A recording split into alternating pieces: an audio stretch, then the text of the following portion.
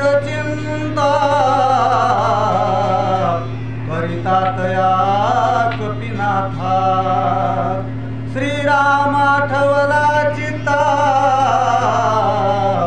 बुद्धिदाता निज भक्ता. मार्गदर्शन आणि पांडुरंगाच्या दरबारमध्ये चालत असलेला हा अखंड हरिनाम सप्ताह कित्येक वर्षापासूनची आपली परंपरा आहे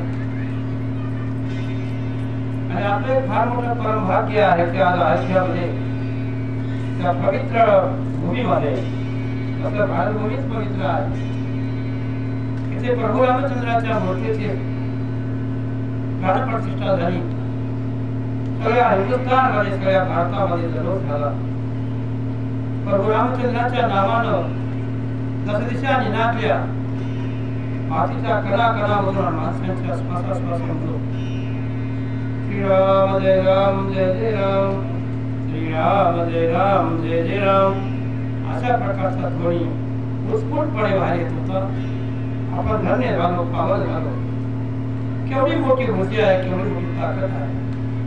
तेव्हा त्या प्रभू रामचंद्राच्या परमभक्त हनुमंतरायाच्या योगीराज निवर्तनाथांच्या भगवान बाबांच्या महात्मा बसवेश्वरांच्या सर्वांच्या चरणी ज्यांनी या सत्याची सुरुवात केली असते मंगळावर बैठकवासी हरिभक्त परायण महात्मा महाराज त्यांच्या त्या सर्व संतांच्या महान युवतींच्या चरणी विनम्र अशा प्रकारे नमस्कार करो. केवढा मोठा असा योग आहे, महायोग आहे. आमचे आदरणीय वाचक श्री प्राध्यापक श्री मुसळे सर श्रीकांतजी त्यांनी तालबद्ध वाचतात. आम्हाला ताल नाही नसलो नाही इथे आम्ही कमी पडतो. असो जमेल तशी सेवा करा. सेवा ही भगवंताला गोड आहे, समाजाला गोड आहे. कारण सेवेनं माणूस लोकमनामध्ये प्रवेश करू शकतो. कारण सेवा हे नम्रतेचं द्योतक आहे. असो तेव्हा आमचे आदरणीय मदार पाटील केवढी मोठी सेवा त्यांची लोक महाराज आहेत, आमचे बरोबरचे मामा आहे, भाऊ आहे. ही सर्व मंडळी मंगळाचा वाचक पाटील आहेत, मित्र केरवा भाऊ आहेत, विष्णुजी आहे. त्या सर्व माता भगिनी आमचे मुकदम आहेत या ठिकाणी गणिमा पाटील. ही सगळी मंडळी आमचे आमचे ज्ञानेश्वर माऊली आहे. आमचे एका महाराष्ट्राचं ते रामायणाचे आहेत. त्याच्या पुढे सेवा द्यायची जीवनामध्ये आपले दत्त महाराज केलेले आहेत. हे सगळे रामायणाचे आहेत. त्या सर्वांच्या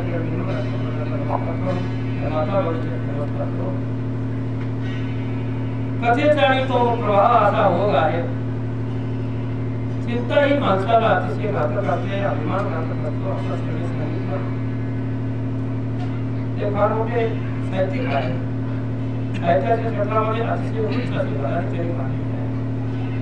आहेत आपल्या अभिमानाचा भाग आहे, कौतुकाचा तर आहेच आहे, पण स्वाभिमानाला सांगण्याचा विषय आहे. त्यांनी या ठिकाणी सेवा दिली.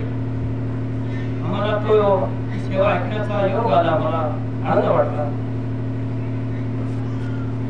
आता या ठिकाणी राहिलेले मंडळाचे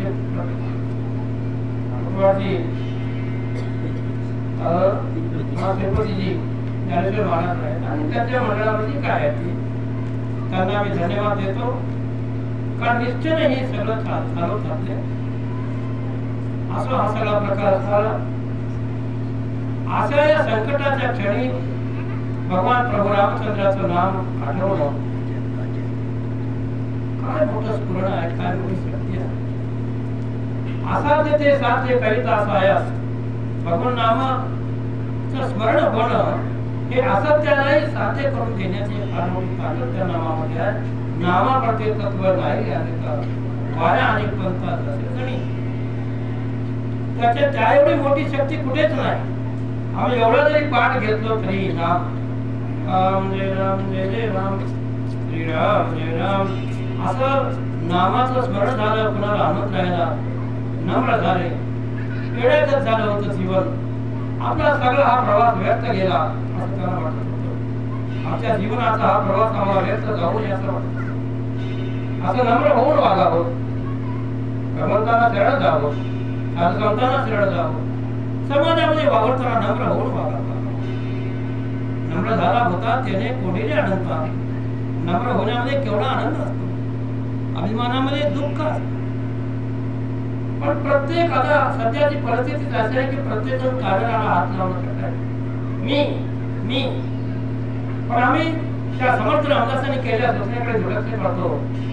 समर्थाने सांगितलं की अभिमानाने काय झालं, म्हणा सांग रावणा काय अकस्मात ते राज्य सर्व म्हणून अभिमान त्याच आहे, मेहनती आहे, घातक आहे. आता सरांनी सांगितलं बरोबर की अभिमान नको आहे माणसाला.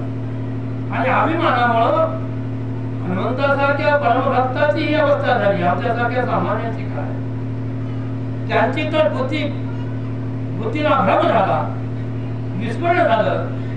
आणि काय जवळच असलेली वस्तू त्याला दिसेना झाली. त्या वस्तीच्या औषधीच्या बागेमध्ये फिरत होते, शेजारी होते, त्याच्या सानिध्यामध्ये होते, परंतु औषधीचं दर्शनच होईना. खेड्यातच अवस्था झाली. आणि प्रभू रामचंद्र आठवले त्यांना आणि मी चुकलो. कुणाही माणसानं चूक होते, जीवनामध्ये चुका होतच असतात. पण त्या चुकीची माणसाने खबर द्यावी. मी चुकलो असं म्हटलं की आमचं सगळं काही केलेला अभिमान निघून जातो आणि आमच्या जीवनाच्या वाटा सरळ होतात, जीवनाची वाट सापडते, आम्ही जीवन धन्य होतो. अशा प्रकारचा प्रकार आहे. मार्जुर्याच्या जीवनाची वाट सरळ झाली. आम्हालाही असं प्रभू रामचंद्राचं नाम आठवावं. केवढे मोठे हा व्यासपीठ आहे, संस्काराचं व्यासपीठ. आता परत या व्यासपीठाकडे यावं लागणार आहे. आता हे बाकीचे मोबाईल वगैरे जे आहेत ना, हे संस्काराचे व्यासपीठ नाही, बिघडण्याचे व्यासपीठ आहे. असं जर आपण या ठिकाणी धाडसाने बोललो तर काही फार चूक असेल असं मला वाटत नाही. संस्कार ही अशा प्रकारची साधना आहे. हे व्यासपीठ काय आहे? साधुसंतांचे शब्द आहे. आपला शब्द असलं त्यांनी संजीवनी त्याच्यामध्ये केलेली आहे. संजीवन धन्याचे नातराय काय त्यांची उंची प्रतिभेची पुढे काय बरोबर. हरी हरी जो काया वाचा मनेसी शरण घे श्रीरामासी क्षणार्धे सोडवी त्यासी राम भक्ताची कृपाळू. राम भक्ताचा कृपाळू आहे. भक्तावरती आपली दया करतो प्रभू रामचंद्र. त्याचं स्मरण म्हणजे काय, जीवन धन्य होतं. आणि म्हणून त्या प्रभू रामचंद्राचं वेळोवेळी आम्ही स्मरण करावं, नाव घ्यावं. प्रभू रामा श्रीराम जय राम जय जय राम, श्रीराम जय राम. अशा प्रकारची आम्ही त्या प्रभूची आठवण करावी. आणि प्रभूची आठवण केल्यानंतर आम्हाला कुठलंही विघ्न या जगातलं नव्हे, या तिन्ही लोकातलं विघ्न आम्हाला बाधा करू शकणार नाही, बाधक ठरणार नाही. अशा प्रकारची ही अवस्था आहे. आणि ते संतांचे शब्द आहेत. तो संतांनी त्याच्या पाठीमागं आपला शिक्का मारलाय, नातराचा शिक्का आहे. संतांचे वचन कधी असत्य दत्तातच. ही सगळी वचनोक्ती संतांची आहे, नातराची आहे. म्हणून संतांच्या शब्दावरती विश्वास ठेवायचा आहे. आम्ही कुणाच्या संसारिकांच्या शब्दावरती विश्वास ठेवायला ठेवा. विश्वासाशिवाय तर माणसाला सांगणं अशक्यच आहे. विश्वास जीवनाला तारतो. विश्वास जीवनामध्ये ऊर्जा आणि आनंद निर्माण देतो. विश्वास तर महत्वाचा आहे, पण त्यातल्या त्या साधुसंतांच्या शब्दावरती विश्वास हा नातरांचे शब्द आहे. याच्यावरचा विश्वास ठेवावा. भगवान प्रभू रामचंद्राचं नाव घेतलं, त्याचं स्मरण केलं, त्या जगातलं कुठल्याही विघ्न आम्हाला बाधक ठरणार नाही. उलट प्रभू रामचंद्राची आमच्यावरती कृपा होईल. अशा प्रकारचं त्यांनी आत्मविश्वासाला सांगितलं. कारण साधुसंतांनी जे सांगितले ते अनुभवातून आल्यानंतर सांगितले. अनुभव आल्या ते या जगात येत असे नव्हती हात तुके बोल मूळ ओळ अंतरीचे. अशा प्रकारची संतांची ही भूमिका आहे. पुढे काय बरं? बुद्धीची बुद्धी आपणा अंतरात्मा रघुनंदन तेने होनी प्रसन्न कपिनंदन प्रभू दिला. अंतरात्मा प्रभू आहे. बुद्धीची बुद्धी तू आहे. बुद्धीची बुद्धी काय शब्द प्रयोग आहे. बुद्धीची तू आहे. बुद्धीचा प्रेरक तर आहे काय, पण बुद्धीचा जन्मदाता तो, बुद्धीचा निर्माता तो. आणि अशा त्या प्रभू रामचंद्राचं स्मरण केल्याबरोबर प्रभू प्रसन्न झाले आणि चेतना तयार झाली, स्मरण तयार झालं. मग असा एवढा उत्साह भारतीयाला त्या ठिकाणी आला. बस मग आनंदाने ते तिकडे तिकडे बघू लागले. आता कृपा झाली प्रभू रामचंद्राची, ते प्रसन्न झाले ना. हो आता भगवान प्रभू रामचंद्राची प्रसन्नता काय करू शकणार नाही. असाध्य साध्य करून देऊ शकते. आम्हाला असाध्य वस्तूची प्राप्ती होते, नको ते सामर्थ्य आमच्या अंगी येतं. अशा प्रकारची अवस्था असणारी प्रभू रामचंद्राच्या कृपेमध्ये प्रसन्नतेमध्ये केवढं मोठं बळ आहे. मात्र आपल्या आत्मविश्वासाने सांगितलं.